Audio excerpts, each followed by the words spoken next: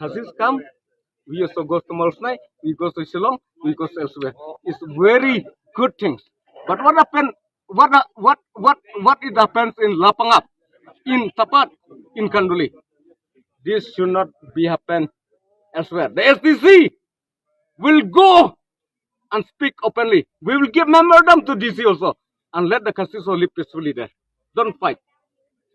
If the Khasis from Meghalaya, the Panar, want to Akaba, nicely, we Karbi give you a freedom. But don't fight.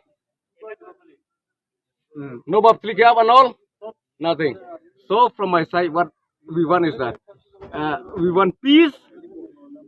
The border is not our matter. The border is the matter of the government. But I hate Himanto Viswasarma and Korat Sama because this government will not lead us into a good life. They will destroy the Karbi community and they will destroy also the Khasi community. They will destroy the Nepali community. They destroy the whole set of community.